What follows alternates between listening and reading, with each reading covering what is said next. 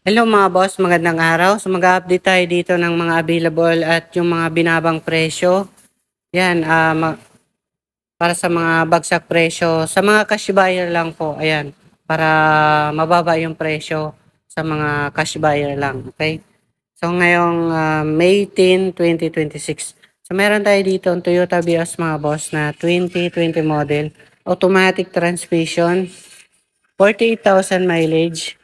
Ayan, okay na 'to mga boss sa 420,000. Para sa mga cash buyer, pwede niyo na siya makuha ng 390,000. Ayan. 390,000 na lang mga boss.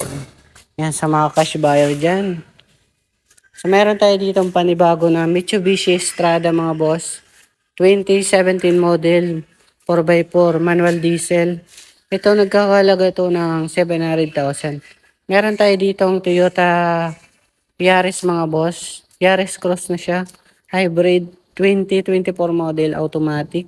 30,000 mileage. Nagkakalaga to ng 1,160,000. Ayan. Ito mga boss na Suzuki Jimny 2020 model. Ito na yung 4x4 mga boss. 76,000 mileage. Alagang PMS. Ayan.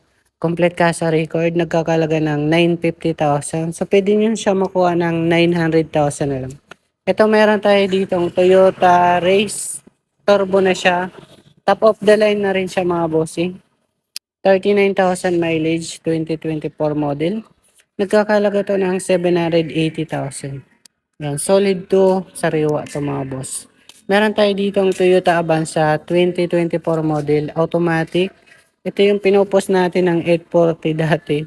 Pero ito, isil namin ng 720,000. Yan, 40,000 mileage. Yan, sobrang mura na yan mga boss, 720,000. 7 seaters, ibar yan. 40,000 mileage, ayan. 720,000. Ito, not available. Meron tayo ditong Subaru mga boss na 2014 model, automatic. Pearl white na siya. Naka-sunroof na rin siya mga boss. 63,000 mileage. Ito yung 580,000 natin. Para sa mga cash buyer is 550,000 na lang. Ito meron tayo ditong L300 mga boss na 2025 model.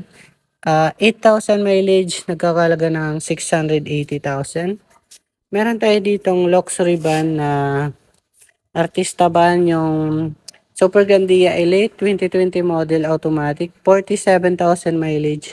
Nagkakalaga ng 2,550,000. Sa mga cash buyer, pwede na siyang